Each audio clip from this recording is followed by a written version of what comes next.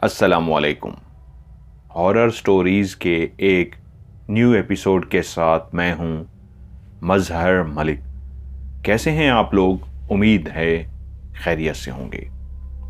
आज की ये सच्ची और खौफनाक कहानी जो मैं आपको सुनाने जा रहा हूं, ये मुझे भेजी है आसिफ ने रावलाकोट से। वो कहते हैं हिंदुस्तान और पाकिस्तान का वो पहाड़ी सिलसिला यूं समझिए जो बिल्कुल इस अंदाज में है कि हमें कई दफा देखकर ये रुकना पड़ता है कि कहीं गलती से हम इस पहाड़ी सिलसिले से दूसरे मुल्क के अंदर दाखिल ना हो जाएं। और उस जगह का नाम है पीर पंजल रेंज, जहां की सच्ची कहानी आज मैं आपको सुनाने जा रहा हूं। आसिफ और रहीम ना सिर्फ बचपन के बेहतरीन दोस्त हैं, बल्कि एक ऐसे दोस्त जो अपनी जिंदगी की हर बात एक दूसरे के साथ शेयर करते। इनकी दोस्ती स्कूल से ही शुरू हुई थी और स्कूल के बाद इन्होंने कॉलेज भी इकट्ठे ही दाखिला लिया था। रहीम एक ऐसे खानदान से ताल्लुक रखता था जहां उससे एक बड़ी बहन थी और काफी अरसे तक उनके यहां कोई औलाद नहीं हुई थी। कई सालों के बाद उनके यहां एक बेटा पैदा हुआ, लेकिन इंतहाई हसीनो जमील बेटा। रहीम के वालिदैन भी बहुत खूबसूरत थे, उसकी बड़ी बहन भी बहुत खूबसूरत थी, लेकिन रहीम इतना ज्यादा खूबसूरत पैदा हुआ कि सब गांव वाले हैरान थे कि बचपन से ही ये बच्चा ना सिर्फ भला का खूबसूरत था, बल्कि एक खास उसकी आंखों पे बने हुए 2 तिल के निशान, जो एक ही आंख के ऊपर दोनों कोने पर बने हुए थे। आंखों की जो पलकें होती हैं, उन पलकों के ऊपर खवातीन जैसे खूबसूरती के लिए चेहरे के ऊपर तिल का निशान लगाती हैं, टीका सा लगाती हैं, वैसे ही उसका आंख का जो एक कोना होता है, कोने के बिल्कुल ऊपर एक खूबसूरत सा तिल था और उसी आंख के दूसरे कोने के बिल्कुल सेम उसी जगह पे जहां पे दूसरा कोना बनता था, उसके सामने वाले कोने पे भी एक तिल था। जहां वो बेइंतहा खूबसूरत था, वहीं वो तिल उसकी खूबसूरती में 4 चांद लगाते थे। और मैं उसको अक्सर छेड़ता था कि यार तू खूबसूरत तो है, मां माथे पे टीका लगाती है, काला टीका, के बच्चे को नजरे बद न लग जाए। और देख, कुदरत ने तुझे ऐसे 2 टीके लगा के भेजे हैं, माथे पे नहीं, आंखों पे तिल की सूरत में 2 ऐसे काले निशान हैं कि तू हमेशा बुरी निगाह से बचा रहेगा। और वैसे भी तुझे तो हर वक्त माथे पे टीका लगा के रखना चाहिए था भाई, जितना तू खूबसूरत है, राह चलती लड़की भी तुझे नजर लगा सकती है। क्योंकि जब हम कॉलेज लाइफ में गए, वहां हर वो मेरी बात सच हुई जो मैंने रहीम के हवाले से कही थी। उसकी खूबसूरती की वजह से कॉलेज की लड़कियां जिस अंदाज में उसको देखती थी तो वो शर्मा सा जाता था, लेकिन अपनी दिल की हर बात मुझसे शेयर करता था। और मैं उसका वो बेहतरीन बचपन का दोस्त था जिससे उसकी कोई भी बात छुपी हुई नहीं थी। अब हम एक ऐसे पहाड़ी सिलसिले के गांव में रहते थे जहां पे दोनों खानदान इंतहाई खाती पीती फैमिली से ताल्लुक रखते थे, जिसकी वजह से हमें पढ़ने के लिए एक बड़े शहर भेज दिया गया था।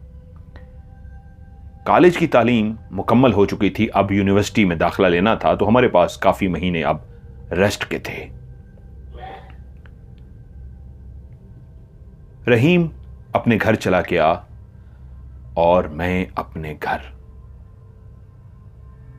तकरीबन शायद 1.5 महीना भी नहीं गुजरा था कि मुझे दोस्त की याद सताने लगी। एक ऐसा दोस्त जो हर वक्त मेरे साथ होता था। कॉलेज लाइफ में हमेशा हम इकट्ठे रहे, स्कूल से ही इकट्ठे जो थे। मोबाइल तो उन दिनों में थे नहीं कि रोज बातचीत हो जाती। यूं उसके वालिदैन की तरफ से मुझे इत्ला मिली कि वो मुझे बुला रहे हैं। मैं खुद भी बेचैन था अपने दोस्त से मिलने के लिए। यूं मैं यानी कि आसिफ रहीम से मिलने के लिए रवाना हो गया। जैसे कि बताया है कि उसका गांव बिल्कुल बॉर्डर के किनारे पे था। जब मैं उसके गांव पहुंचा और उसके घर में दाखिल हुआ तो उसके वालिदैन बेचैनी से मेरा इंतजार कर रहे थे। वो जानते थे कि उसका बेस्ट फ्रेंड मैं ही हूं और हमारी दोस्ती की वजह से हमारे वालिदैन का भी आपस में मिलना जुलना हो गया था। मैंने पहली दफा रहीम के वालिदैन को परेशान देखा। उसकी बड़ी बहन जिसकी शादी हो चुकी थी, अब घर में सिर्फ वालिद और वालदा रहती थीं। रहीम तो कॉलेज के हॉस्टल में रहता था मेरे साथ ही। जब मैं घर में दाखिल हुआ तो जिस अंदाज में गर्मजोशी से मेरा इस्तकबाल किया जाता था, उस तरह गर्मजोशी से इसलिए इस्तकबाल नहीं किया गया कि जिसने सबसे आगे बढ़ के मुझे गले लगाना था वो कोई और नहीं, मेरा दोस्त रहीम था। लेकिन वो बाहर नहीं आया था। मुझे हैरत का झटका लगा। अंकल और आंटी से दुआ सलाम हुई। मैंने पूछा, रहीम कहां है? क्या उसको नहीं पता मैं आ रहा हूं? अंकल बोले, बेटा इसलिए तो तुम्हें बुलाया है कि हम खुद परेशान हो गए हैं। तुम्हारी मदद की जरूरत आन पड़ी है। अंकल, मेरी मदद की? जी जी बताइए, मैं क्या मदद कर सकता हूं, मैं बिल्कुल हाजिर हूं। उन्होंने कहा, बैठ जाओ। आंटी ने मेरे लिए खाने पीने का जिस तरह पूछना होता है, उन्होंने खाना पीना सारा कुछ सामने ला के रख दिया। लेकिन मैं बेचैन था कि मेरा दोस्त मुझे वेलकम करने, अपने घर में रिसीव करने क्यों नहीं आया, मुझसे गले मिलने क्यों नहीं आया। तो मैंने अंकल से कहा, जी अंकल बताइए क्या हुआ है। अंकल ना सिर्फ पढ़े लिखे थे, एक अच्छा कारोबारी शख्सियत थे, बड़े असर और रसूख वाले थे जैसे मेरे वालिदैन थे। वो बोले, रहीम को पता नहीं क्या हो गया है, हम शदीद परेशान हो गए हैं। क्या कॉलेज में कोई ऐसा वाकया, कोई ऐसी बात हुई थी? कॉलेज में? क्या कहना चाह रहे हैं अंकल, कॉलेज में कैसा वाकया? कोई ऐसा वाकया जिसने इसको जहनी तौर पे उलझा दिया हो, किसी से कोई लड़ाई, किसी लड़की से कोई चक्कर या कुछ भी ऐसा? अरे नहीं नहीं, ऐसा तो कुछ भी नहीं हुआ। और आप जानते हैं कि उसकी कोई भी बात मुझसे छुपी हुई नहीं है। अगर कॉलेज में ऐसा कुछ भी हुआ होता तो मुझे पता होता। नहीं, कॉलेज में ऐसा बिल्कुल कुछ भी नहीं हुआ। लेकिन बात क्या है? बेटा हम बहुत परेशान हैं। वो कमरे में बंद सा होकर रह गया है, बहुत कम बोलता है, बहुत कम बात करता है। वो हंसने वाला, शरारतें करने वाला, अपनी मां को गले लगाने वाला, बाप से मुस्कुरा के बात करने वाला बच्चा बिल्कुल कमरे में कैद सा हो गया है। अब जब वो कॉलेज की तालीम मुकम्मल करके वापस घर पहुंचा तो वो बहुत खुश था। लेकिन दूसरे ही दिन से वो घर में इस तरह खामोश हो गया कि जैसे कोई बात वो अपने साथ लेकर आया था और वो बात उसके दिमाग पे ऐसी सवार हो गई, ऐसा दुख उसको लग गया कि हंसना, खेलना, मुस्कुराना भूल गया। मां ने, बाप ने भरपूर कोशिश की पूछने की, क्या हुआ। मां के साथ उसकी दोस्ती है, मां ने पूरा जोर लगा लिया लेकिन वो मां से कोई भी बात ना कर सका। यही बात जब मां ने महसूस की तो उसके वालिद को बताया। उसने कहा, कोई जरूर ऐसी बात हुई होगी, मैं उससे पूछता हूं। वालिद ने भी कोशिश की लेकिन कोई भी बात होती तो वो बताता। तभी वो उनके कहने पे खामोशी से बैठ के खाना खा लेता। रोजमर्रा के जितने भी काम होते वो कर लेता, लेकिन उसका बोलना, उसका हंसना, उसका बात करना सब खत्म हो गया था।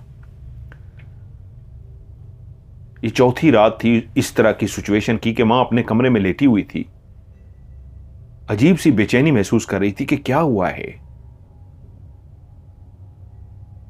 अब उनका वाहिद सहारा वो बेटा ही था, बेटी की तो शादी हो चुकी थी।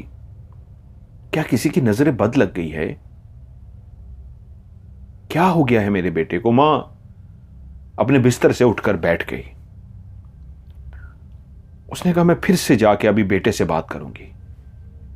लेकिन ये तो रात के 12-1 बजे का टाइम था। माँ माँ होती है, उसकी बेचैनी उसको सोने नहीं दे रही थी।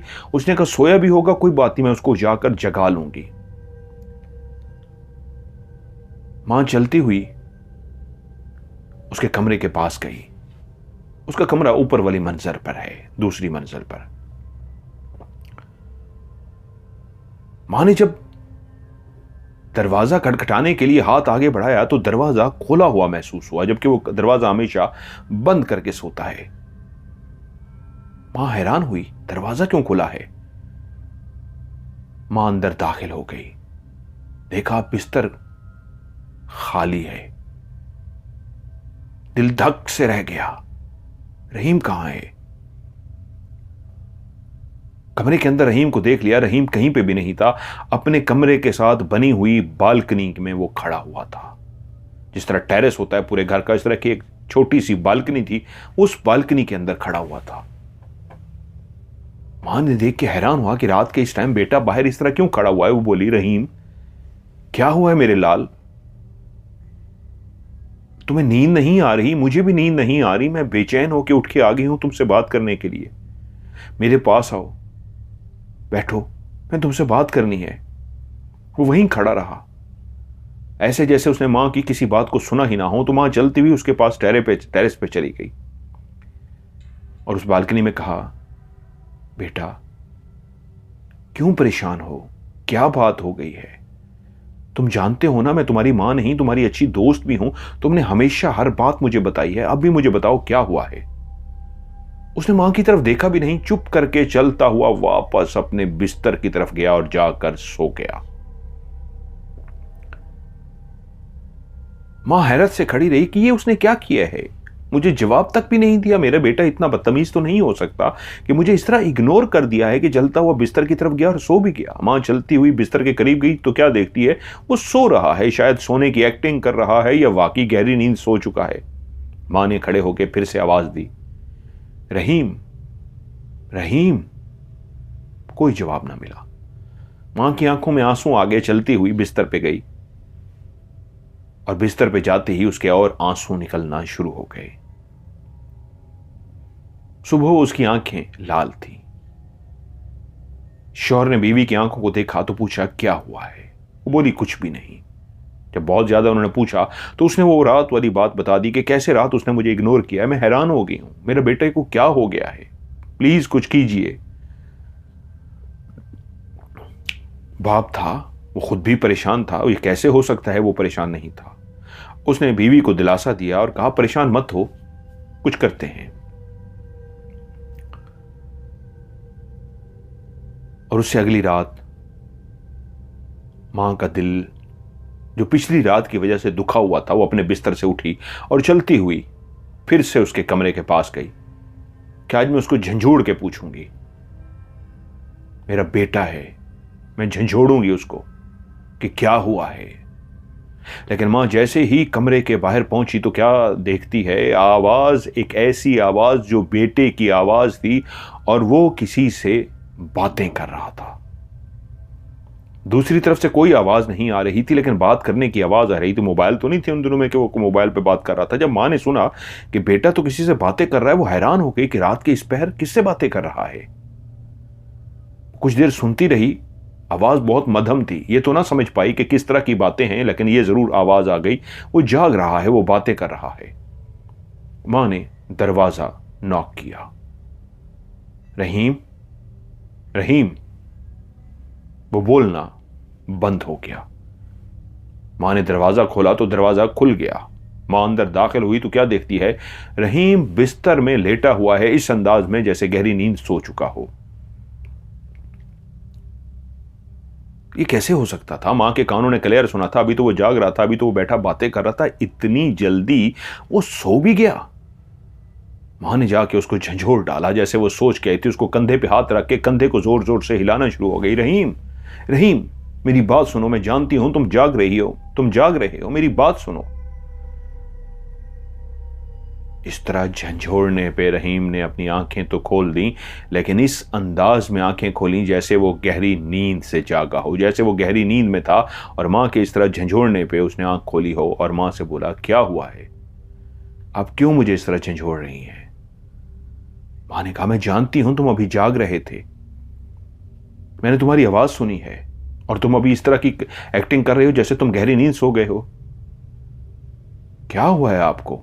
मैं सो ही रहा था, मुझे सोने दीजिए, ये कहा और वो सो गया। उसने दूसरी तरफ करवट ली, मुंह फेरा और सो गया। मां परेशान हो गई। सुबह उसने ये वाली बात भी अपने शौहर को बता दी।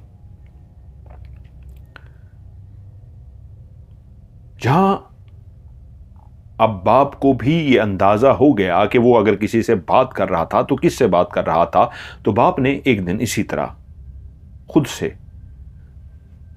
अपने कानों से सुनने का फैसला किया कि वो क्या बातें करता है, किससे बातें करता है, मैं भी देखूंगा। बाप टहलते टहलते घर के बाहर चला गया, यानी उस बड़ी सी बिल्डिंग के बाहर जो लॉन सा था, लॉन के अंदर पहुंच गया तो उसने देखा कि उसके कमरे के बाहर जो छोटा सा बालकनी टाइप है, टेरेस टाइप है, उसके अंदर वो बैठा हुआ है। उसकी कमर बाप की तरफ है और उसका मुंह दूसरी तरफ है। और बाप ने क्लियर देखा कि वो किसी से बैठा बातें कर रहा है। किससे बातें कर रहा है ये बाप को समझ ना आ सकी। आवाज बहुत मध्यम थी, लेकिन वो जरूर कोई था उसके साथ जिसके साथ बैठा वो बातें कर रहा था। बाप कुछ देर समझने की, बातों को सुनने की कोशिश करता रहा। जब कुछ भी ना समझ आई, बातें भी ना सुनाई दी, तो बाप उसके कमरे के अंदर गया तो क्या देखता है बाप, वो तो अपने बिस्तर पर गहरी नींद सो रहा है। बाप ने जाके सेम उसी तरह आवाज दी जैसे मां ने झंझोड़ा था। तो बाप की आवाज पर उसने आंखें तो खोल दी, लेकिन अंदाज ऐसा था जैसे गहरी नींद से जागा हो। क्या तुम सो रहे थे? उसकी आवाज बताती थी वो तो गहरी नींद में था। लेकिन बाप की आंखें कैसे धोखा खा सकती हैं? बाहर टेरेस पे कौन था जो बैठा बातें कर रहा था? अब वो परेशान हो गए। परेशान तो यकीनन पहले से थे, मामला खराब से खराब होते जा रहे थे। वो किससे बातें करता है ये समझ नहीं आ रही थी कि फिर एक रात मां ने वो मंजर देखा कि जिससे मां का कलेजा फटने को आ गया। वो नींद में था कि मां कमरे में पहुंची। इससे पहले कि मां उसको जगाती, वो अपने बिस्तर से उठा। इस अंदाज में उसकी आंखें बंद थीं और जैसे कोई नींद में चलता है, और ऐसे नींद में ही चलता हुआ वो टेरेस की तरफ जाने लगा तो मां ने उसको बाजू से पकड़ लिया। कहां जा रहे हो रहीम, कहां जा रहे हो? मेरी मोहब्बत मुझे बुला रही है, मुझे रोको मत, मुझे जाने दो। मेरा प्यार मुझे बुला रहा है, मुझे रोको मत, मुझे जाने दो। और उसने मां से बाजू छुड़ाने की कोशिश की। मां ने जोर जोर से शौहर को पुकारना शुरू कर दिया। वो गहरी नींद में सोया हुआ बाप भी उठ गया। बीवी के इस तरह शोर करने पे जब उसकी आंख खुली तो वो समझ गया कोई इमरजेंसी है। भागता हुआ कमरे में आया तो क्या देखता है, बेटा बालकनी की तरफ जा रहा है। मां उसको खींच रही है और वो बार बार एक ही जुमला कह रहा है, मेरा प्यार मुझे आवाज दे रहा है, मेरा प्यार मुझे बुला रहा है, मुझे जाने दो। बाप ने मुझको पकड़ा और पकड़ के जब वैसे ही बिस्तर पर लेके आए तो बिस्तर पे लिटाते ही वो गहरी नींद सो गया। बाप ने पूछा, क्या हुआ है इसको? क्यों तुम मुझे आवाजें दे रही थी? ये क्या कह रहा था? कौन प्यार? क्या हुआ?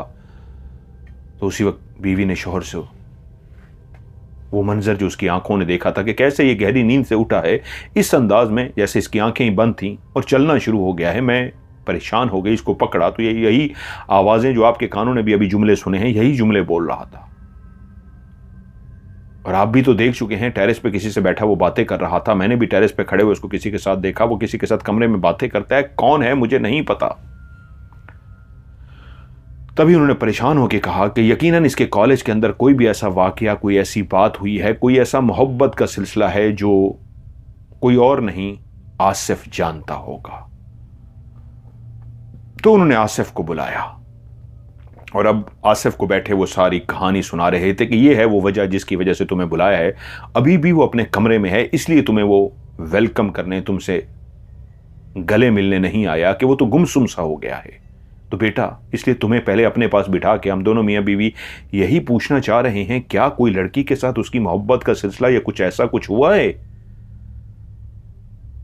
तभी जब सारी कहानी सुन ली तो वो खुद परेशान हो गया आसिफ, और उसने कहा, अंकल वो तो बहुत शर्मीला है, कोई लड़की उसको घूर के देखे तो वो निगाहें नीचे कर लेता है, और आप तो जानते हैं मैं उसका बचपन का वो दोस्त हूं जो सबसे ज्यादा उसको छेड़ता हूं। उसकी आंखों पे जो 2 तिल के इंतहाई खूबसूरत के निशान हैं, खुदा ने वैसे ही उसको बहुत हसीन और जमील बनाया है, लेकिन वो तो तिल के निशान उसको सबसे निराला बना देते हैं, सबसे खूबसूरती के साथ साथ उसके हुस्न में और इजाफा करते हैं। उसको सबसे ज्यादा मैं छेड़ता हूं, तो मेरी बात पे भी वो शर्मा जाता है, तो वो तो लड़की से बात करने वाला ही नहीं है। और अगर किसी लड़की के साथ उसकी कोई भी दोस्ती, कोई भी बात हुई होती, तो आप तो जानते हैं मुझसे छुपी बात नहीं रह सकती। वो अपनी दिल की हर बात मुझसे कहता है, मुझसे कह चुका होता। ऐसा कुछ भी नहीं है। जब हम लोग कॉलेज की तालीम मुकम्मल करके अपने घरों को जा रहे थे, उस वक्त भी कुछ भी नहीं था, और फिर वो अपने सीधे घर पहुंच गया, मैं अपने घर पहुंच गया। इस दौरान भी कोई नहीं आया। अगर इस दौरान होता भी तो एक दिन की मोहब्बत कौन सी मोहब्बत होती है? जो जुमले, जो बातें आप कह रहे हैं, मेरी मोहब्बत मुझे बुला रही है, मुझे जाने तो, ये तो उस सूरत में होता है जब कोई किसी लड़की से मुसलसल मिलता रहे और उसको उससे प्यार हो जाए। तो मैं आपसे पूछता हूं, कॉलेज में तो ऐसा कुछ भी नहीं हुआ, क्या गांव में ऐसा हुआ है कि उसको किसी लड़की से प्यार हो गया हो? वो गांव में किसी लड़की के इश्क में मुब्तला हो गया हो? बाप और मां ने एक दूसरे की तरफ देखा और नफी में सर हिला दिया कि नहीं। जब वो कॉलेज से वापस आया है तो उसके बाद वो बाहर इतना ज्यादा गया ही नहीं है। तुम जानते हो उसको बाहर ज्यादा घूमने फिरने का शौक नहीं है।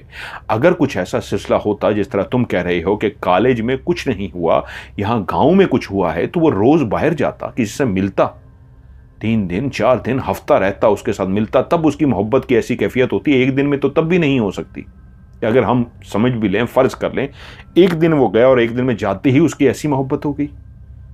आसिफ ने कहा, ठीक है आप परेशान ना हो, मैं आ गया हूं, मैं इसके साथ रहूंगा और मैं अभी उससे मिलता हूं, परेशान मत हो, ठीक हो जाएगा। हाँ बेटे, आसिफ तुम भी रहीम की तरह हमारे बेटे हो और तुम ही इस मसले को हल कर सकते हो। जाओ बेटा, वो अपने कमरे में है। रहीम उठा और चलता हुआ अपने कमरे में गया। जब वो कमरे में पहुंचा तो क्या देखता है, आसिफ इस अंदाज में बैठा हुआ है जैसे सामने वाली दीवार को तकता जा रहा हो। उसी तरह गर्मजोशी वाले अंदाज में आसिफ ने उसको देख के मजाक में, जैसे वो फिक्रा कसता था, उसके ऊपर मजाक करता था, वैसे ही फिक्रा कसा। हाँ भाई, अब कौन हमें वेलकम करेगा? जब लोगों के दिलों में लड़कियों के प्यार बैठ जाते हैं, मोहब्बतें हो जाती हैं, तो कहाँ, दोस्त तो वैसे ही भूल जाते हैं, और हमें वैसे भी कौन अब गले लगाएगा, कौन मिलने आएगा? हम तो आपके घर भी आ गए, देखो हमें किसने लिफ्ट ही नहीं कराई। ये क्या? उसने किसी बात का कोई जवाब नहीं दिया। वो चलता उसके करीब गया, उसके कंधे पे हाथ रखा। रहीम, रहीम, क्या तुम मुझे सुन रहे हो? हाँ आसिफ, तुम? हाँ कैसे हो? मैं ठीक हूं, तुम कैसे हो? मैं ठीक हूं। तुम मुझे मिलने नहीं आए? अब आसिफ सीरियस हो चुका था। मैं तुम्हारे घर आया हूं, तुम मुझे मिलने भी नहीं आए। मुझे पता नहीं चला। क्या हुआ है? उदास क्यों लग रहे हो? क्या उदास? नहीं, मैं उदास नहीं हूं। वो हर बात का मुख्तसर जवाब दे रहा था। आसिफ ने काफी उससे बातें की, काफी कुछ गुलवाने की कोशिश की, अंदाजा लगाने की कोशिश की कि यार मैं हूं तेरा यार आसिफ, क्या हो गया है? हेलो, तू ठीक तो है ना? उसने जितनी कोशिश कर ली, लेकिन वो किसी कोशिश में कामयाब ना हो सका, सिवाय इसके कि वो हाँ नहीं तो, हाँ नहीं तो, बस ऐसे मुख्तसर से जुमलों का जवाब देता रहा। आसिफ काफी देर उसके साथ बैठा रहा और जब किसी नतीजे पे ना पहुंच सका तो थोड़ी देर के बाद उठकर बाहर गया। रहीम के वालिदैन मुंतजर थे आसिफ से पूछने के लिए क्या हुआ। आसिफ ने नफी में गर्दन हिलाई कि नहीं, कुछ पता नहीं चल सका। मैं खुद हैरान हूं, अगर ये मोहब्बत का ही कोई सिलसिला है, उसको किसी लड़की से फर्ज कर लेते हैं मोहब्बत हो गई है, वो तो मुझे देखते ही फौरन मुझे बताने के लिए बेचैन हो जाता, कि आसिफ बैठ, मैं तुझे बताता हूं क्या हुआ है, ये हुआ है, वो हुआ है। लेकिन वो तो गुमसुम है, वो तो मुझे भी हाँ और ना में इस तरह जवाब दे रहा है जैसे उसके पास जुमले खत्म हो गए हैं, जैसे वो बोलना भूल गया है, मुस्कुराना भूल गया है, चहकना भूल गया है। वो तो लगा ही नहीं कि वो रहीम है, मुझे लगा है मेरे सामने कोई और बैठा हुआ है, जिस्म उसका है। वालिदैन बोले, हमने अभी तक कुछ भी इसलिए नहीं किया कि शायद कोई लड़की का मामला है, इसलिए हम तुम्हारा बेटा वेट कर रहे थे। अब हमें इस मामले को सीरियस देखना होगा। आसिफ ने कहा, परेशान मत हो, मैं उसी के कमरे में ही डेरा लगा रहा हूं, उसी के साथ ही बिस्तर पर सोऊंगा, और मैं अब इस मामले की छानबीन करने की कोशिश करूंगा कि मामला है क्या। खाने का टाइम हुआ तो सारे डाइनिंग टेबल पर तो बैठे थे, लेकिन एक खामोशी थी। आसिफ, रहीम एक दूसरे की तरफ देख भी नहीं रहे थे। आसिफ रहीम की तरफ देख लेता था, लेकिन रहीम किसी की तरफ भी नहीं देख रखता था। खामोशी से उसने खाना खाया और उसके बाद उठकर वो कमरे में चला गया। आसिफ मैदान में इस तरह कूद पड़ा था कि मैं अपने दोस्त का पता लगा कर रहूंगा कि मेरा हंसता खेलता दोस्त किसकी नजर बद का शिकार हो गया है। वो दोस्त जिसको मैं मजाक में छेड़ता था कि तुझे तो नजर बद भी नहीं लग सकती, तेरी तो दोनों एक ही आंख के ऊपर दो तिल बने हुए हैं, एक आंख की नोक जो होती है उस बिल्कुल नोक के ऊपर वाले हिस्से पे, और दूसरा बिल्कुल उसके अपोजिट उसी नोक के ऊपर वाले हिस्से पे, एक यानी नाक के पास और एक दूसरी नोक वाली साइड पे दो खूबसूरत से तिल दूर से ही नजर आते, जिसके पिंक से होंठ थे, गुलाबी जिसके गाल थे। लड़कियों की तरह खुदा ने उसके चेहरे पे मेकअप किया था, खूबसूरती की वो कमाल मिसाल लड़का जिसको जो लड़की देखती देखती ही रह जाती है। ऐसा गुमसुम सा हो गया, कुछ समझ नहीं आ रही थी कि रात हो गई। बिस्तर पर आसिफ भी मौजूद था और रहीम भी लेटा था, लेकिन दोनों के बीच में कोई भी बात नहीं हो रही थी। एकदम से आसिफ ने महसूस किया कि वो आंखें बंद करके जैसे सो सा गया है। आसिफ जागता रहा, रहीम सोया हुआ था कि रात के तकरीबन कोई 12 सवा 12 का टाइम बजा के उसने देखा रहीम एकदम से उठकर बैठ गया है। उसकी आंखें अभी तक बंद थीं और एकदम से वो बिस्तर से नीचे उतरा, बंद आंखों के साथ ही चलता हुआ वो सामने टेरेस की तरफ जा रहा था कि एकदम से आसिफ खड़ा हुआ और उसके रास्ते में सीधा जाकर खड़ा हो गया, कि उसके आगे खड़ा हो गया। उसके बोला, कहां जा रहा है? आंखें खोल रहीम, आंखें खोल, कहां जा रहा है? उसकी आंखें बंद थीं और वो टेरेस की तरफ जाना चाह रहा था कि उसने उन बंद आंखों के साथ कहा, मुझे मेरा प्यार बुला रहा है, मुझे जाने दो, मेरी मोहब्बत मुझे बुला रही है, मुझे जाने दो। नहीं, मैं तुम्हें नहीं जाने दे सकता। कौन मोहब्बत है? कौन है वो जिसको मैं नहीं जानता? हट जाओ, हट जाओ मेरे रास्ते से, वो बेचैन हो गई है, हट जाओ मेरे रास्ते से। उसी वक्त आसिफ ने उसको जबरदस्ती थाम लिया कि वो उसको आगे बढ़ने नहीं दे रहा था, कि उसने जोर लगाना शुरू कर दिया और चिल्लाना शुरू कर दिया जोर जोर से, हट जाओ मेरे रास्ते से, हट जाओ। और वो उसको कह रहा है, रहीम आंखें खोलो, होश में आओ रहीम। दोनों की आवाजें इतनी ऊंची हो गई कि उधर रहीम के वालिदैन जाग गए। दोनों मियां बीवी भागते हुए कमरे में आए तो क्या देखते हैं, मंजर ये है, रहीम बाहर टेरेस की तरफ जाने के लिए जोर लगा रहा है बंद आंखों के साथ, और आसिफ उसको इस तरह पकड़े हुए है कि मैं तुम्हें नहीं जाने दूंगा, आंखें खोलो, उसको झंझोड़ रहा है। जब रहीम के वालिदैन भी पहुंच गए तो बाप और मां भी रहीम से मुखातिब हुए, रहीम, रहीम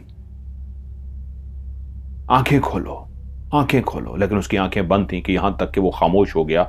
उसने अपने बाजू जो छुड़वाने के लिए जोर लगा रहे थे, बाजू ढीले छोड़ दिया और चलता हुआ वापस बिस्तर पर गया और इस तरह सो गया जैसे गहरी नींद सो गया हो। वालिदैन के चेहरे पे तो पहले से ही परेशानी थी, अब उन्होंने आसिफ की तरफ देखा जैसे सवालिया निशानों से पूछ रहे हो कि क्या देखा, क्या महसूस हुआ। आसिफ ने कहा, अभी आप लोग सो जाइए, हम सुबह इस पर बात करेंगे। उनके वालिदैन को भेज के वो दोबारा उसके साथ बिस्तर पर लेट गया। कितनी देर वो आंखें खोले लेटा रहा, लेकिन उसके बाद रहीम सोता ही रहा कि यहां तक सुबह हो गई। आसिफ ने रहीम के वालिद से कहा, अंकल मामला कुछ और है, आपके इलाके में कोई ऐसा है जो इल्म वाला हो, जो रूहानी तौर पे जानता हो? यह मामला मुझे कुछ और लग रहा है। उसके वालिद बोले, मैं भी कुछ दिनों से यही सोच रहा था, लेकिन बेटा कंफर्म करना चाहता था कि तुमसे पहले पूछ लूं। तुम भी वही बात कर रहे हो तो यकीनन ज़रूर कुछ गड़बड़ है। मैं आज ही एक हैं, जितना उनके पास इल्म है मैं उनको ज़रूर बुलाऊंगा। शाम हुई तो एक ऐसे शख्स को लेके रहीम के वालिद घर के अंदर दाखिल हुए जिसने गले में बहुत सारे कड़े वगैरह मालाएं पहनी हुई थीं, हाथों में कड़े पहने हुए थे। उसका हुलिया ऐसे था जैसे कोई पीर टाइप बना होता है। आसिफ कहता है मैंने उसको जैसे ही देखा मुझे लगा कि नहीं, ये कोई इतना खास बंदा नहीं है, किसको ले आए हैं। लेकिन उसने आते ही कहा मुझे आज रात ही इसी कमरे में बैठकर अमल करना होगा। रहीम के वालिद ने कहा ठीक है, लेकिन आपको लगता क्या है? उसने कहा जब मैं आपके घर में दाखिल हो रहा था तो दाखिल होते ही मुझे पता लग गया कि बहुत भारी है आपका घर। आपके घर पे किसी ताकतवर चीज ने हमला कर दिया है, बहुत ताकतवर है वो, लेकिन मुश्किल नहीं है मेरे लिए, आप मुझे ये सामान ला दीजिए। रहीम के वालिद फौरी तौर पे उसको आसिफ के हवाले करके सामान लेने के लिए चले गए। मुलाजिम को सामान लेने के लिए भेज दिया। जब सामान वगैरह आ गया तो रहीम अपने कमरे में ही लेटा हुआ था। पीर साहब ने हुक्म दिया मुझे ऐसे कमरे में बिठाया जाए जहां पे कोई सोफा वगैरह ना हो, नीचे बैठने का सिस्टम बनाया हो। उसको एक ऐसे ही कमरे में पहुंचा दिया गया। वहां पे उसने बहुत सारी अगरबत्तियां जला दी। एक चूल्हा जिसके अंदर आग को जलाया गया था, जिसके अंदर जो उसने चीजें मंगवाई थी वो उसके अंदर फेंकता जा रहा था। पूरे कमरे को उसने धुआं धुआं कर दिया और कहा आसिफ से कि रहीम को यहां पे लेके आओ। आसिफ गया, रहीम को उसने साथ लिया और चलता हुआ कमरे के अंदर आ गया। उसने इशारा किया कि इसको मेरे बिल्कुल सामने बिठा दो। उसको सामने बिठा दिया गया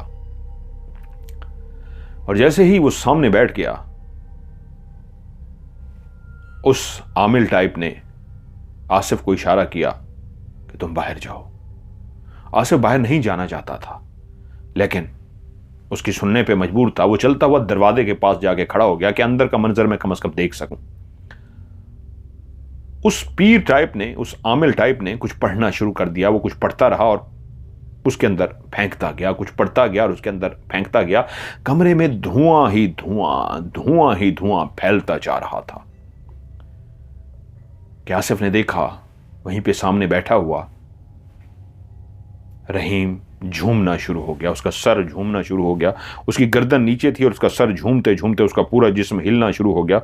हिलते हिलते एकदम से रुका और उसने अपनी गर्दन को जब ऊपर उठाया तो उसकी आंखें लाल सुर्ख हो गई थी, जैसे शोले उगल रही हों। उन आंखों से शोले निकल रहे हों, ऐसी लाल सुर्ख आंखें कि आसिफ भी डर गया। उसका शक यकीन में बदल गया कि हां, मामला वही है जैसा मैं ही समझा था। और उसी वक्त सामने बैठी हुई लाल सुर्ख शोले उगलती आंखों वाले रहीम ने कहा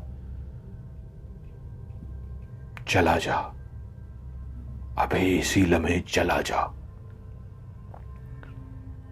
और अगर तूने मेरे रास्ते में आने की कोशिश की मैं तुझे मार दूंगी। यह आवाज तो रहीम की थी, लेकिन जुमला यह था मैं तुझे मार दूंगी। और उसी वक्त सामने बैठा हुआ आमिल बोला कौन है तू, बता मुझे कौन है तू। और उसी वक्त वो जो चीज आग के अंदर डालता था और जिससे धुआं फैलता था, उसने वही सफूफ रहीम के ऊपर फेंका। जैसे ही रहीम के ऊपर फेंका तो रहीम ने एक जोरदार चीख मारी और अपनी जगह से उठकर खड़ा हुआ। और उसी लम्हे आसिफ ने देखा उसने उस भारी भरकम वजूद के मालिक उस आमिल टाइप को उठा के ऐसा धक्का दिया कि वो उड़ता हुआ दीवार के अंदर जाके लगा। उसका सर इतनी जोर से दीवार के अंदर लगा और वो धड़म से नीचे गिरा कि उठते ही उसने बाहर की तरफ दौड़ लगा दी। आसिफ हैरान रह गया कि अब वो अपनी जगह पे रहीम खड़ा हुआ था, उसकी आंखें लाल सुर्ख थीं, जिसने उठा के उस आमिल को फेंका था। आमिल बाहर दौड़ गया। रहीम को समझ ना आया कि मैं क्या करूं, आसिफ को समझ ना आया कि मैं क्या करूं, रहीम के पास जाऊं या आमिल के पास जाऊं। तो वो चलता हुआ पहले आमिल के पास गया और उससे पूछा क्या हुआ है। आमिल ने कहा बहुत ताकतवर है, वो बहुत ताकतवर है, जैसे मैंने कहा था उससे कहीं ज्यादा ताकतवर है। मेरा अमल इससे ज्यादा काम नहीं करेगा। जाओ जाओ, ये पानी है दम किया हुआ, ये कमरे में फेंक दो ताकि वो नॉर्मल हो जाए। मैं नहीं जाऊंगा, अगर मैं गया तो वो मजीद गुस्से में मेरी जान ले लेगा, मैं नहीं जा सकता। रहीम ने उसके हाथ से पानी ले लिया। पानी लेके वो अंदर कमरे के अंदर गया। उसने पानी को हल्का हल्का छिड़काव करना शुरू किया। जो आंखें लाल सुर्ख किए रहीम खड़ा था वो उसी तरह खड़ा रहा। उसके बाद उसने अपनी आंखें बंद की और नीचे जमीन पे बैठा और सो गया। रहीम के वालिदैन भी सब ये मंजर देख चुके थे। वो परेशान हो गए कि अब क्या करें। तो उस पीर ने कहा, इसको इसके कमरे में लुटा दो, ये मेरे बस का काम नहीं है। और रहीम के वाले से मुखातिब हुए, आप कल ही मेरे जो उस्ताद मोहतरम हैं सूफी साहब, उनसे मिलिए, देर मत कीजिए वरना देर हो जाएगी। ये बहुत खतरनाक है आपके बेटे के लिए, जितनी जल्दी कीजिए। सुबह होते ही रहीम के वालिद आसिफ को लेकर सीधे सूफी साहब के पास पहुंचे, जो काफी ज्यादा दूरी पर रहते थे। उनका नाम था सूफी सुल्तान अहमद। जब वो सुल्तान अहमद के पास पहुंचे तो आसिफ ने देखा कि वो एक इंतहाई नेक सूरत, खूबसूरत नेक सीरत, ऐसी सफ़ेद सी खूबसूरत सी दाढ़ी, उनका नूरानी सा चेहरा, बाल बिल्कुल बर्फ की तरह सफ़ेद, एक इंतहाई खूबसूरत हस्ती बैठी हुई थी। दुआ सलाम करके उनके पास पहुंचे। उन्होंने बैठने के लिए कहा। वो कोई गद्दी नशीन नहीं थे, वो कोई पीर आमिल नहीं थे, वो अपने घर में रहने वाले शख्स थे।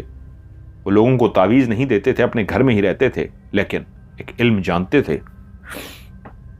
जब उनको सारी बात सुनाई गई, मुस्कुराए और कहा, आप बैठिए, मैं चेक करने की कोशिश करता हूं। उठकर वो अपने कमरे में चले गए।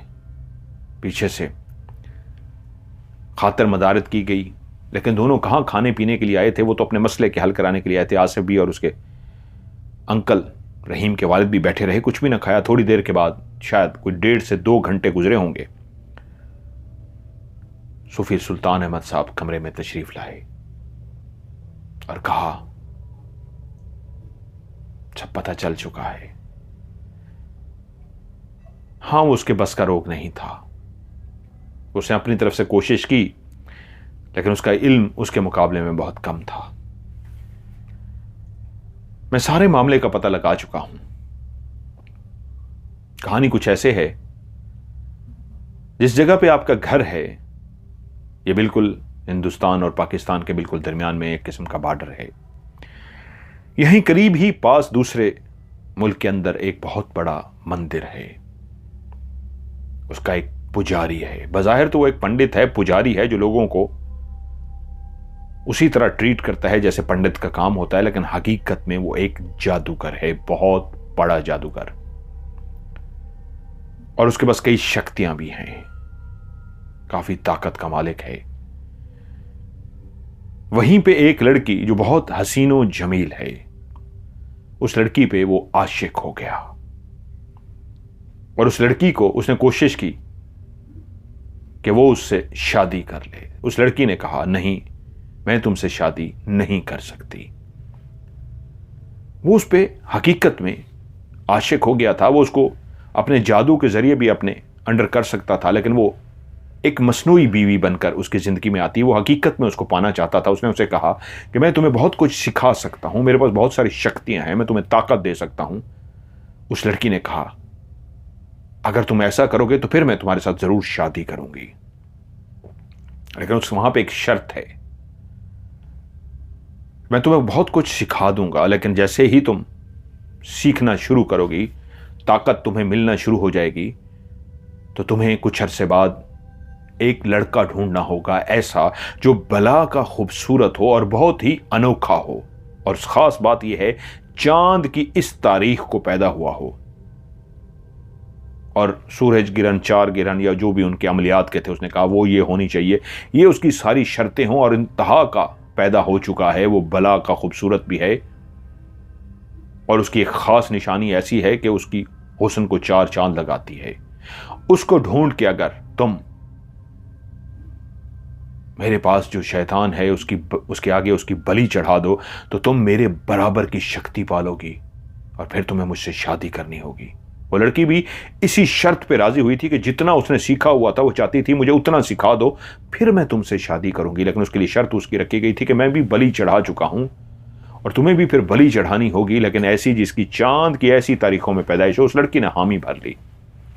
और उसने उसे सिखाना शुरू कर दिया, यहां तक कि लड़की काफी जादू सीख गई। अब वो वक्त आ पहुंचा जब उसने कहा कि जाओ अब ऐसे लड़के को ढूंढ के लाओ जो भला का खूबसूरत हो और चांद की इन तारीखों में पैदा हुआ हो, ताकि फिर हम अगला स्टेप लें और तुम्हें मजीद मैं वो जादू सिखाऊं जिसके सीखते ही तुम मेरे बराबर की हो जाओगी। लेकिन शर्त यह है कि अभी तुम्हें ये जो अमल मैं सिखा रहा हूं ये करते रहना होगा, इतना कि तुम्हें तकरीबन 50 से 60% तक ये करना आ जाए, अच्छी खासी तुम जादूगरनी बन जाओ, तुम्हारे पास शक्ति आ जाए। फिर हमें बलि चढ़ानी होगी। बलि चढ़ाने के कुछ अरसे बाद तक फिर तुम इसी तरह जादू सीखती रहोगी, जादू करती रहोगी, और उसके बाद तुम मेरे मद्दे मुकाबिल आ जाओगी। उस वक्त तुम मजबूर होगी मुझसे शादी करने के लिए, क्योंकि तुम बलि चढ़ाने के बाद जितनी भी शक्ति हासिल करोगी वो मिलेगी ही तुम्हें इसी शर्त पे कि तुम मुझसे शादी करोगी। और अगर तुमने मुझे उस वक्त शादी ना की तो याद रखना तुम्हारे पास जितनी भी शक्ति होगी तुमसे वापस ले ली जाएगी। वो शैतान भी था, वो एक ऐसा खबीस भी था जो बज़ाहिर तो नेक एक पंडित बना हुआ था, लेकिन अंदर से एक शैतानी जहनियत का मालिक था, मासूम लोगों को बेवकूफ़ बनाता था। और उसने एक ऐसी चाल चली कि अगर ये लड़की को मैं सिखा भी दूं, ये आधा सीख जाए और उसके बाद ये एक लड़के का बलि भी चढ़ा देती है जो उस अमल की शर्त थी, और जब ये मुकम्मल ताकतवर हो जाए तो फिर इनकार कर दे कि मैं शादी नहीं करती, तो वो तो फिर उसका कुछ नहीं बिगाड़ सकता था, क्योंकि दोनों बराबर के जादूगर होते। लेकिन उसने अमल ही ऐसा किया था कि लड़की खुद ब खुद मजबूर हो जाती उससे शादी करने के लिए, या ना करने की सूरत में जीरो हो जाती, सब जादू उससे चला जाता। अब लड़की जिसका नाम किरण था, जब वो जादू सीखती गई और जादू आजमाती गई तो वो ऐसी ताकतवर होती जा रही थी और उसको ऐसा एक नशा चढ़ता जा रहा था, जहां भला की वो खूबसूरती हुस्न के साथ ताकत भी आ जाए तो इंसान दीवाना सा हो जाता है। जो लड़की इंतहा की खूबसूरती की वजह से लोगों की नज़रों का हर वक्त दीवानगी में रहती थी, लोगों की नज़रें उसका पीछा करते थी, अब वो एक ताकत भी हासिल कर चुकी थी, एक जादू करनी भी थी। ताकत का नशा ही बड़ों बड़ों के दिमाग को खराब कर देता है। उसका नशा बढ़ता जा रहा था, बढ़ता जा रहा था, इतनी जल्दी उसने सीख लिया। उस पंडित ने, उस जादूगर ने कह लीजिए, उस जादूगर ने तो कई सालों की तपस्या के बाद वो सीखा था, कई सालों की मेहनत के बाद वो सीखा था, और उस लड़की को उसने इतनी जल्दी सिखा लिया था और इतनी जल्दी वो जादू कर रही थी कि वो हैरान रह गई और बेचैन थी कि मुझे और सिखाओ। उसने कहा नहीं, अब तुम इतना सीख चुकी हो कि आधा काम तुम्हारा हो चुका है, आधा काम उस वक्त होगा जब तुम बलि चढ़ाओगी एक खूबसूरत नौजवान की जो चांद की इन तारीखों को पैदा हुआ होगा, और वो इंतहा का खूबसूरत और अनोखा होगा। जाओ ढूंढो उसे, वो हमें हर सूरत में बलि चढ़ानी होगी। अगर वो बलि ना चढ़ाई गई तो याद रखना जो अमल मैंने तुम्हें सिखाने के लिए किया है, जिसकी वजह से तुम इतना कुछ सीख चुकी हो, अगर ये बलि ना चढ़ी तो फिर हम दोनों के लिए गलत होगा। तुम्हें भी नुकसान पहुंचेगा और मुझे भी शदीद नुकसान पहुंचेगा। वो एक ज़हीन भी था, शैतान भी था, और वो उसने सारा काम किया इसलिए था कि अगर वो बलि ना चढ़ाई जाती, एक इंसान का खून शैतान के कदमों में ना डाला जाता, तो फिर उन दोनों को नुकसान भी पहुंचता। और उसने ऐसा इसलिए किया था, यह अमल का हिस्सा इसलिए बनाया था ताकि वो जादू सीखने के बाद जब वो मुकम्मल लड़की जादू सीख जाए तो वो लाजमी उससे शादी करे, वरना उसका जादू खत्म हो जाए। तो उसकी शर्त यही थी कि दोनों अगर जिंदगियां चाहते हैं तो बलि चढ़ाएं। किरण निकल पड़ी ढूंढने के लिए। वो एक जादूगरनी थी और उसका इम्तिहान भी था। ढूंढते ढूंढते उन्हीं दिनों कॉलेज की तालीम मुकम्मल करके रहीम वहीं पे पहुंचा और उसने रहीम को देख लिया। रहीम को उसने क्या देखा, वो उसको देखते ही उसकी शक्ल सूरत और अपने जादू के जरिए जब उसने उसकी पैदाइश का सारा चेक किया तो पता लगा ये जितना भला का खूबसूरत है, और जो चांद की तारीखें उसको बताई गई थी उन्हीं तारीखों को भी पैदा हुआ है, और उसके बारे में कहा गया था वो निराला होगा, उसकी कुछ खूबसूरती बाकियों से भी अलग होगी, और उसकी आंखों पे बने हुए जो तिल के 2 निशान थे वो खूबसूरती बाकियों से बिल्कुल अलग थी। यही था जिसकी बलि चढ़ानी थी। वो आई थी उसकी बलि चढ़ाने के लिए, उसको जादू के जरिए अपने साथ ले जाने के लिए, लेकिन जैसे ही उसने उसको देखा वो अपना दिल हार बैठी। वो जो ताकतवर हो गई थी, जादूगरनी हो गई थी, उस लड़के को देखते ही उस पे दिल हार बैठी। और यूं रहीम को उसने अपने जादू के जरिए अपना दीवाना कर दिया, रहीम पे कब्जा कर लिया। रहीम के कमरे में वो आ जाती और रहीम के साथ बैठकर बातें करती, और जब घर का कोई फर्द बाहर आता तो वहां से चली जाती। वो टेरेस पे भी उसी के साथ बातें करता था। अब सब परेशान थे कि क्या हो रहा है, कोई भी नहीं जानता था, लेकिन वो उसको अपनी मोहब्बत में इस तरह गिरफ्तार कर चुकी थी कि जो जहनी तौर पे इंसान किसी से मोहब्बत करता है नॉर्मल हालत में, वो मोहब्बत वो नहीं थी, वो एक जादू की मोहब्बत थी कि उसने उसको, यही तो मोहब्बत उसने नहीं की थी, उस जादूगर ने। क्योंकि जब आप जादू के जरिए किसी को अपना दीवाना बनाते हैं तो वो फिर बोलना भूल जाता है, हां ना में जवाब देता है, हंसना शोखियां सब उसकी खत्म हो जाती हैं, जिस तरह रहीम के साथ हुआ था। रहीम को उसने अपनी मोहब्बत में तो फंसा लिया था, लेकिन रहीम अब हंसने खेलने वाला थोड़ा रहा था, एक रोबोट सा बन गया था जो रात को नींद में उठ के उसके पीछे जाता और उससे बातें करता, और जब अगर कोई आ जाता तो उसको सुला देती और वो सो जाता। अगर किसी ने किसी को आपने अपना दीवाना बनाना हो और उसके प्यार को हासिल करना हो तो फिर आप चाहते हैं वो हाजिर दिमागी के साथ, अपनी शोखी के साथ, अपनी मुस्कुराहट के साथ, अपनी दिल लगी के साथ आपके साथ प्यार करे। तभी तो उस जादूगर ने किरण को अपने जादू के जरिए शादी नहीं की थी, अपने जादू के जरिए दीवाना नहीं किया था। अगर वो जादू के जरिए दीवाना करता तो किरण का हाल भी रहीम की तरह होता। हां ना रोबोट, वो चाहता था वो खुशी खुशी मेरे पास आए, नॉर्मल इंसान की तरह। और इधर किरण जानती थी कि नॉर्मल इंसान की तरह रहीम उसके पीछे नहीं आएगा, इसलिए उसने जादू के जरिए उसको अपना दीवाना बना लिया था। उधर जादूगर बेचैन था कि किरण उसको लेकर आए और उसकी बलि चढ़ाई जाए। किरण तो दिल हार चुकी थी, वो तो उससे मोहब्बत कर चुकी थी, वो कहां उसको मारने वाली थी।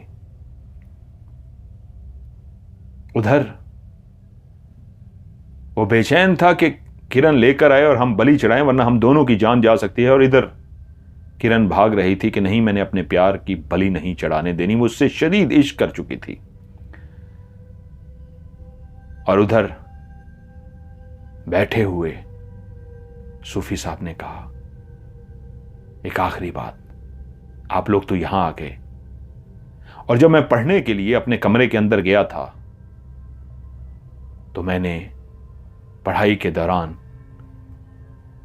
जब सारा कुछ मालूम कर लिया तो मैंने अपने इल्म के जरिए, अल्लाह के कलाम के जरिए किरण को भी बुलाया है। किरण भी कुछ देर तक यहां पहुंचने वाली है।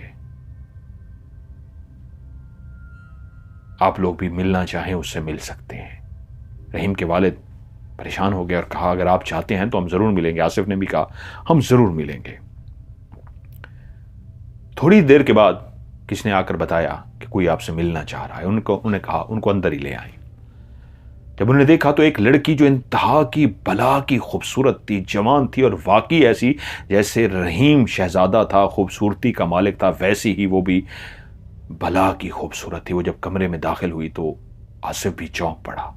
वो बहुत हसीन और जमील लड़की थी, लेकिन उसका चेहरा उतरा हुआ था, ऐसा लगता था जैसे वो रोती हुई आई हो। सूफी साहब ने उसे कहा, बैठो। वो बैठ तो गई, लेकिन उसकी अभी भी आंखों से आंसू जारी थे, हल्के हल्के आंसू। सूफी साहब ने पूछा, क्या हुआ? वो बोली, आपने मुझे अपने इल्म के जरिए बुला लिया और मुझे आना पड़ा, और मैंने जो एक हिफाजती हिसार खींच रखा था कि उसको वो ना लेके जा सके, आपकी वजह से मैं रुक ना सकी और खींची चली आई, लेकिन पीछे वो ले गया है। वो रहीम को अपने पास ले गया है बलि चढ़ाने के लिए। सूफी साहब भी एकदम से परेशान हो गए। क्या? हां, वो ले गया है, और मैं ही जानती हूं वो कहां लेकर गया है। हमें बचाना होगा, रहीम को बचाना होगा, वरना वो रहीम को मार डालेगा। मैं जानती हूं आप मेरे बारे में सब कुछ जान चुके हैं, सब आपको पता लग गया है, लेकिन अभी हमें रहीम को बचाना होगा। सोफी साहब कुछ देर खामोश रहे और उसके बाद बोले, ठीक है, याद रखना हर काम किसी वजह से होता है, तुम परेशान मत हो, रहीम को कुछ नहीं होगा। जो मेरी आंखें देख रही हैं, जो लिखा होता है वो होके रहता है। जाओ, और तुम अकेली नहीं जाओगी, ये बच्चा तुम्हारे साथ जाएगा। उन्होंने यूं इशारा आसिफ की तरफ किया तो आसिफ एकदम से चौंक पड़ा कि मैं? उन्होंने कहा, इसको अपने साथ लेकर जाओगी और मेरी दुआएं तुम्हारे साथ हैं, तुम्हारी मंजिल आसान हो। आसिफ बेटा, तुम्हें इसके साथ जाना है, चीजें खुद ब खुद होनी शुरू हो जाएंगी, घबराना मत। खुदा का ये कलाम तुम्हें दे रहा हूं, ये कलाम पढ़ते रहना। जब भी दिल को घबराना महसूस हो, दिल घबराना शुरू करे, तो ये कलाम पढ़ लेना। जाओ मेरे बच्चे। आसिफ उठकर खड़ा हो गया, रहीम के वालिद भी उठकर खड़े हो गए, परेशान हो गए कि ये सब कुछ क्या हुआ है, क्योंकि उनको ये इतला दी गई थी, आती ही उस किरण ने अंदर आके इतला दी थी कि रहीम को वो ले गया है। इसका मतलब पीछे से रहीम चला गया था। उधर राब्ता किया गया तो पता लगा रहीम घर से निकला है और उसके बाद वो गायब है। रहीम के वालिद ने घर वालों को कहा, आप लोग घर में रहें, परेशान ना हो, रहीम आ जाएगा। उधर आसिफ किरण के साथ रवाना हो गया। उधर रहीम के वालिद घर पहुंचे तो वालदा का रो रो के बुरा हाल था कि वो घर से निकल गया है, पता नहीं कहां है। उसको ढूंढा गया लेकिन वो कहीं नहीं मिल रहा। वालिद ने कहा, परेशान मत हो, वो आ जाएगा। उन्होंने अपनी बीवी को हौसला दिया, वो जानते थे अब क्या होने जा रहा है। उधर किरण आसिफ को अपने साथ लेकर जा रही थी। उसने कहा, जो तुम्हें पढ़ने के लिए दिया गया है तुम वही पढ़ोगे, और मैं जानती हूं मुझे क्या पढ़ना है, उस जादूगर का मुकाबला करने के लिए क्या करना है। वो बहुत ताकतवर है, तुम्हें इसलिए मेरे साथ भेजा गया है कि शायद आधा काम तुम करोगे और आधा काम मैं करूंगी। पर एक बात याद रखना, मैं रहीम से बहुत प्यार करती हूं, अपने आप से भी प्यार ज्यादा करती हूं। मैंने आज तक जिंदगी में कभी किसी को इतना प्यार नहीं किया। सारी दुनिया मुझसे प्यार करती रही है, सारी दुनिया मुझे मोहब्बत की निगाहों से देखती रही है, लेकिन मैं कभी किसी से प्यार नहीं कर सकी। किसी से मुझे शदीद प्यार हुआ है, इश्क हुआ है, तो वो रहीम है। आओ मेरे साथ।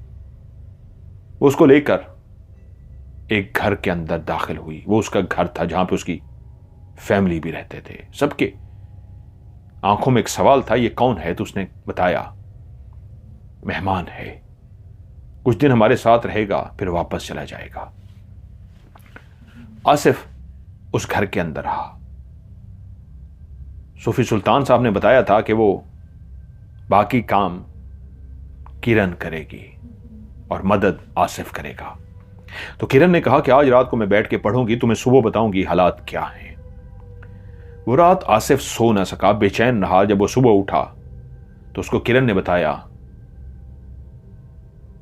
कल की रात वो अहम रात है जब वो जादूगर आसिफ की बलि चढ़ाएगा। कल वो चांद की खास रात है जिसको बलि चढ़ानी है। हमें आज रात ही वहां जाना होगा। आसिफ ने कहा, मैं तैयार हूं, लेकिन हमें कहां जाना होगा? वो बोली, तुम बेफिक्र रहो, मैं जानती हूं कहां जाना है। मैं तुम्हें अपने साथ ले जाऊंगी और बहुत कुछ देख चुकी हूं। वहां बैठे हुए जो आपके अल्लाह के, उन्होंने तो भगवान का लफ्ज कहा, वो तो भगवान कहते हैं, आपके भगवान के जो खास बंदे थे उन्होंने देखा था। आधा अब मैंने देख लिया है और अब समझ भी गई हूं। रात का इंतजार करना। रात हो गई। किरण उसको लेकर सीधी मंदिर के करीब पहुंची। उसने कहा, जो तुम्हें पढ़ने के लिए कहा गया था वो पढ़ के अपने ऊपर अपना हिसार बांध लो, और मुझे भी अपना हिसार बांधना है। और इंतजार करना है। जैसे ही रात का एक मखसूस टाइम शुरू होगा, वो टाइम एक ऐसा टाइम होता है जो 5 से 7 मिनट के लिए होता है, और उसी लम्हे ही वो उसको बलि चढ़ा सकता है, आगे पीछे नहीं चढ़ा सकता। तुम तैयार रहना। वो दोनों अंदर दाखिल हो गए। वो उन रास्तों को जानती थी कि मंदिर का कौन सा वो तय खाना है। बहुत बड़ा मंदिर था जिसका एक खास रास्ता था जिससे गुजरते हुए उन्होंने तय खाने के अंदर पहुंचना था। किरण उसको मुख्तलिफ रास्तों से लेकर जाती हुई तय खाने के अंदर ऐसी जगह पे पहुंच गई जहां सीढ़ियां नीचे जा रही थी। आसिफ कभी भी अकेला उसके अंदर नहीं पहुंच सकता था। वहां पे और भी बहुत सारे लोग मौजूद थे, लेकिन शायद किरण ने इस तरह का अपना हिसार किया था, इस तरह का अपने ऊपर वो किया था कि वो लोगों की नजरों में नहीं आ रहे थे। जहां लोग मौजूद भी थे लेकिन कोई भी किरण को देख नहीं पा रहा था। और किरण के साथ चलता हुआ आसिफ, जिसने अपने ऊपर ऐसा हिसार कर रखा था, उसको भी शायद कोई तवज्जो नहीं दे रहा था कि वो लोगों की नजरों से बचते बचाते उस रास्ते की तरफ पहुंच गए जो नीचे तय खाने की तरफ सीढ़ियां जा रही थी। और यूं दोनों तय खाने के अंदर घुस गए। तय खाना नहीं था, वहां पे तो एक और दुनिया आबाद थी। उस मंदिर के नीचे भी कई रास्ते बने हुए थे, कई राहदारियां बनी हुई थी। किरण उसको लेकर चलती हुई एक ऐसे बड़े से हालनुमा कमरे में पहुंची जो ऐसी नीचे भूल भुलैयां थीं कि उन भूल भुलैयों को वो सिर्फ किरण ही जानती थी और कोई नहीं जानता था, क्योंकि वो उस मंदिर के बड़े से उस तय खाने की भूल भुलैयों में उस जादूगर के साथ कई जादू सीखने के लिए जा चुकी थी।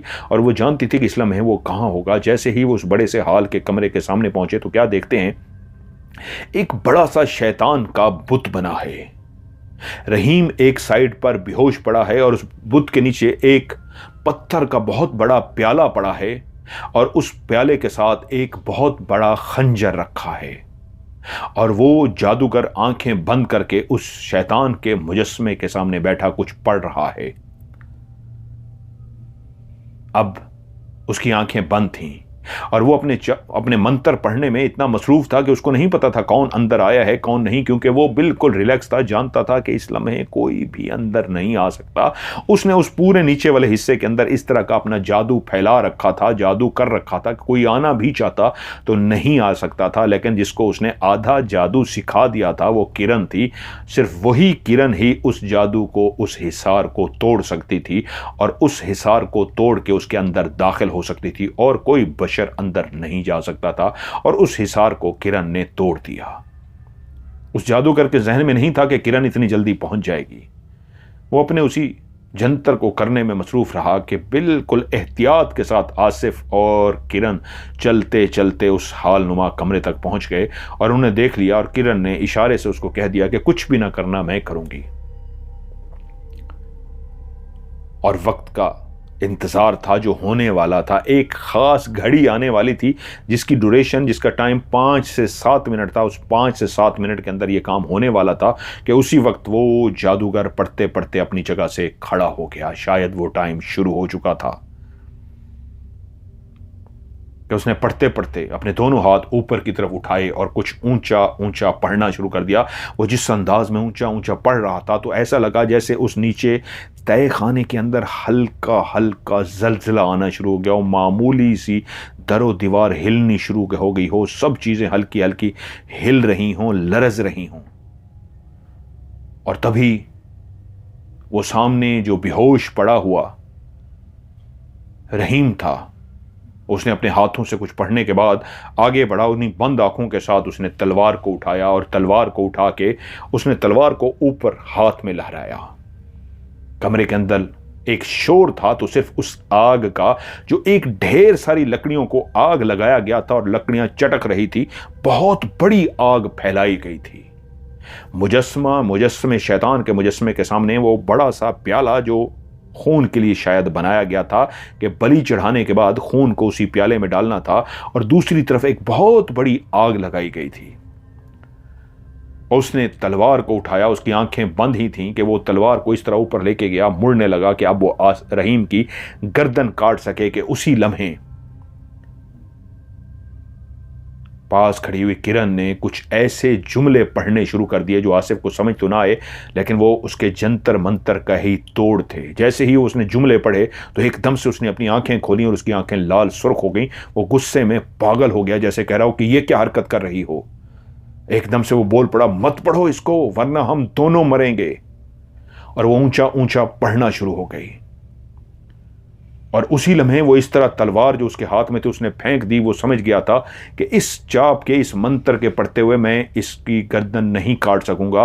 वो जल्दी से आसिफ की तरफ, इस रहीम की तरफ इस तरह बढ़ा कि वो अब रहीम को उठा के आग के अंदर फेंकना चाहता था। वो झुकता हुआ रहीम के पास गया और उसको दोनों हाथों से ऐसे उठाया कि वो उठा के उसको आग के अंदर फेंक सके, क्योंकि उस मंत्र के पढ़ने के बाद तो वो तलवार नहीं चला सकता था, लेकिन बलि चढ़ानी तो बहुत ज़रूरी थी। जैसे ही उसने अपने दोनों हाथ रहीम के सीने के ऊपर गिरबान और नीचे से पकड़ने के लिए आगे बढ़ाए तो वो ज़ोर से दौड़ती हुई, भागती हुई किरण आगे आई और उसके वहमो गुमान में भी नहीं था कि उसको धक्का देती हुई आग के अंदर ले गई। वो दहकती हुई आग के अंदर दोनों इस अंदाज में जाके गिरे कि फिर वो मुसलसल कुछ पड़ती जा रही थी। आग लग चुकी थी उसके वजूद को, उस जादूगर के वजूद को, किरण के वजूद को। किरण चाहती तो बाहर निकल सकती थी, लेकिन वो पड़ती जा रही थी और उस पढ़ने की वजह से जादूगर की चीखें निकल रही थीं। चीखें मार रहा था। वो जानता था ये पढ़ती रहेगी तो मैं यहां से उठ भी नहीं सकता। इसके पढ़ने की वजह से मैं नाकारा हो गया हूं। इस अमल के पढ़ने की वजह से मेरा जादू भी काम नहीं करेगा। और वो पढ़ती रही यहां तक कि उसने अपनी मोहब्बत, अपने इश्क का ये सबूत दिया था कि उस शैतान को लेके ही वो आग में कूद गई थी रहीम को बचाने के लिए, वरना वो रहीम को आग में फेंक देता। कितनी देर वो चीखें निकलती रहीं कि एकदम से वो खामोश हुई और बोली, इसको उठाओ और भागो, जितनी जल्दी हो सके यहां से निकल जाओ। तुम्हारे पास बहुत कम टाइम है। कुछ लोग बाहर तुम्हारा फलां जगह पे इंतजार कर रहे होंगे। जाओ, अभी काम अधूरा है, जाओ। और फिर से उसने पढ़ना शुरू कर दिया। वहीं पे खड़ा हुआ आसिफ जैसे होश में आ गया। उसने बेहोश पड़े हुए रहीम को अपने कंधे पे उठाया और तेजी से वही रास्ते, भूल भुलैया जैसे यहां से आया था, वो कभी वापस नहीं जा सकता था, लेकिन वही जो उनको सुल्तान अहमद साहब ने पढ़ने के लिए बताया था वही मुसलसल पढ़ता हुआ जा रहा था। ऐसे लगता था जैसे कोई ताकत उसको रास्ता दिखा रही हो, आगे आगे कोई चल रहा हो, जैसे कोई उसके लिए रास्ता बना रहा हो। और वो सीधा चलता चलता मुख्तलिफ राहदारियों से गुजरता हुआ सीढ़ियां चढ़ता हुआ ऊपर भी आ गया। अभी तक किसी ने तवज्जो उसकी तरफ नहीं दी थी। वो चलता चलता बाहर आ गया और वाकई कुछ लोग बाहर मौजूद थे, किरण के लोग। उन्होंने उसे कहा, जल्दी करो, आओ। शायद किरण उनको पहले से कह के आई थी। वो उसको लेकर गए और वो जगह जहां से वो बॉर्डर क्रॉस करके आए थे वहां से उनको रवाना कर दिया गया। उधर दूसरी तरफ सुल्तान साहब सब कुछ जो देख रहे थे, उधर रहीम के वालिद साहब के साथ और कुछ खास लोगों के साथ उनके मुंतजिर थे, क्योंकि वो तो इल्म वाले थे, रूहानी इल्म रखते थे, अल्लाह वाले थे, जान चुके थे। इसलिए जैसे ही रहीम उधर पहुंचा तो दूसरी तरफ उनका मुंतजिर थे। उसको लिया गया। रहीम अभी तक बेहोश था और उसको लेकर सीधा रहीम के घर लेकर गए। आसिफ ने जाके वहां पे सारी सूरत हाल बताई और कहा वो कैसे आग में कूद गई थी। उसने उसे पता नहीं क्यों आग में गिरा दिया था। सूफी साहब बोले, मुझे पहले पता चल गया था वो सेश करती है और अपनी जान भी दे देगी, लेकिन उसको कल रात को पता लगा था। क्या तुमसे उसने कुछ कहा था? आसिफ ने कहा, हाँ, उसने मुझसे कहा था कि तुम्हारे जो भगवान के खास बंदे हैं उन्होंने तो पहले देख लिया था, मैंने अब देखा है, लेकिन मैं अपनी मंजिल पे पहुंच के रहूंगी। वो जान गई थी कि उसको अपने प्यार को बचाने के लिए अपनी जान की बलि देनी होगी, अपनी जान कुर्बान करनी पड़ेगी, और कोई उसके पास रास्ता नहीं था। या तो रहीम को मरना था या फिर किरण को मरना था। उसने रहीम को बचा लिया और खुद आग में चली गई। लेकिन एक बात, अभी ये बेहोश है, वो आएगी। रहीम के वालिद परेशान हो गए, आसिफ परेशान हो गए कि वो आएगी। क्या मतलब? वो आएगी। और फिर उन्होंने कहा, खिड़कियां दरवाजे खोल दो, घर के अंदर खुशबू लगा दो, अगरबत्तियां जला दो, परफ्यूम जला दो, जो भी मतलब खुशबू के तरीके थे सारे कर दो, और मुझे मुसल्ला ला दो। सूफी सुल्तान अहमद साहब को मुसल्ला ला दिया गया। कमरे के खिड़कियां दरवाजे सारे खोल दिए गए। आसिफ अपने कमरे में बेहोश लेटा हुआ था। वो पढ़ते रहे कि थोड़ी देर के बाद आसिफ उस कमरे में मौजूद था और रहीम मौजूद था। सूफी साहब मुसल्ले पे बैठे हुए थे कि कमरे के अंदर ऐसा महसूस हुआ जैसे एक रोशनी सी आई हो, सफेद रोशनी सी। और उस सफेद रोशनी में आसिफ ने क्लियर देखा, एक रोशनी आई जिसने ऊपर छत का एक गोल चक्कर लगाया, और छत का गोल चक्कर लगाने के बाद वो रोशनी नीचे खड़ी हो गई, और उस रोशनी ने किरण की शक्ल इख्तियार कर ली। वो रोशनी किरण की शक्ल बन गई थी। किरण के चेहरे पे मुस्कुराहट थी और वो बेहोश हुए आसिफ को देख रही थी। सूफी साहब मुसलसल अपने मुसल्ले पर बैठे हुए थे। उन्होंने देखा तक भी नहीं था कि कमरे के अंदर लाइट आई है और वो लड़की आई है। वो अपने मुसल्ले पे तस्बीह बैठे कर रहे थे। आसिफ परेशान था, क्या इनको बताऊं, क्या इनको पता है? सब खामोश। और वहीं पे वो सामने इस तरह खड़ी थी कि उसके जिस्म के आर पार देखा जा सकता था। वो इस तरह का वजूद था जैसे ट्रांसपेरेंट वजूद होता है, जिसके आर पार देखा जा सकता है। वजूद मौजूद भी था और उसके आर पार भी देखा जा सकता था, जिसके चेहरे पे मुस्कुराहट थी। खड़ी मुस्कुराती रही और उसके होंठ हिल रहे थे। कुछ वो पढ़ रही थी। वो क्या कर रही थी कोई नहीं जानता, कुछ पढ़ती रही है। और जैसे ही पढ़ती रही है तो उसके बाद सूफी साहब ने अपने उस मुसल्ले से उठ खड़े हुए हैं, जैसे वो जानते थे उन्होंने देखा नहीं था। और सामने खड़ी हुई किरण की तरफ देखा, मुस्कुराए और कहा, मुझे तुम्हारा इंतजार था, तुम्हारी मंजिल आसान हो गई है, तुमने अपने सारे गुनाहों का कफारा अदा कर दिया है, तुम्हारी मोहब्बत जीत गई है। हां, तुम इससे सच्ची मोहब्बत करती थी। मैं पहले ही जान गया था कि तुम दोनों में से किसी एक को बचना है। अगर वो जादूगर बच गया तो रहीम को मरना था, और अगर रहीम को बच जाता तो फिर उस जादूगर को मरना पड़ता। लेकिन मैं जान गया था अकेला जादूगर नहीं मरेगा, वो बहुत ताकतवर था।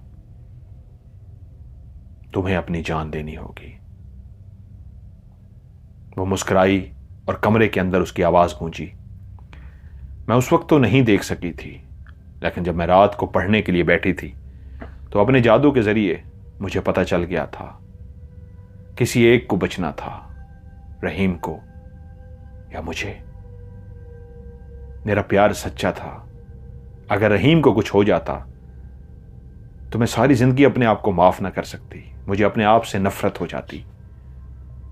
तभी मैंने फैसला कर लिया था कि ऐसी जिंदगी का भी क्या फायदा जिसमें आप अपने आप से नफरत करें। मैंने जिंदगी में कभी किसी से प्यार नहीं किया, और प्यार हुआ भी तो इतना शदीद जो कुछ दिनों के लिए था। काश मैं इसके साथ हमेशा रह सकती, लेकिन शायद इस जन्म में नहीं, अगले जन्म में मैं इसके साथ जरूर होंगी, क्योंकि वो जन्म पे बिलीव करते हैं। तो उसने कहा इस जन्म में नहीं, लेकिन अगले जन्म में मैं इसके साथ जरूर होंगी। आज मैं जा रही हूं अधूरा काम मुकम्मल करके।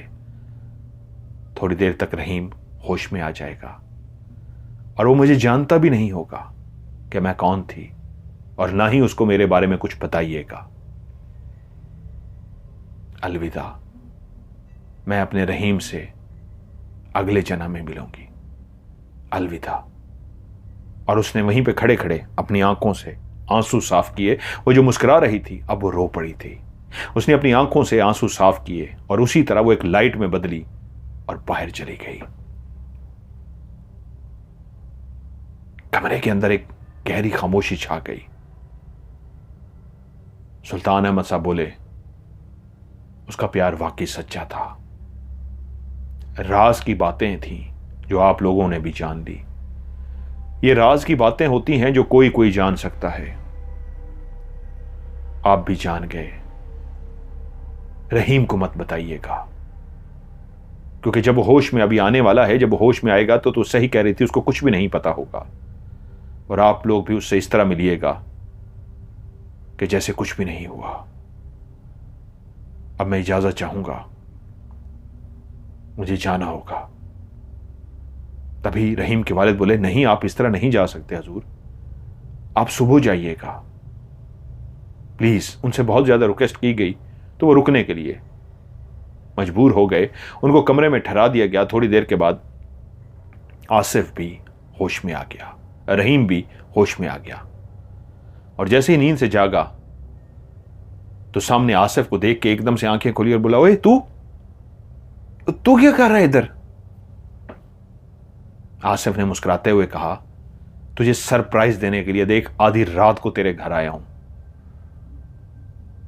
और मैंने तेरे अम्मा अब्बा को भी बता दिया था कि मैंने इसको सरप्राइज देना है। मैं पास ही इधर आया हुआ था और मुझसे बेचैन इतनी थी तुझसे मिलने के लिए, रहा नहीं गया और आधी रात को देख तेरे घर आ गया हूं।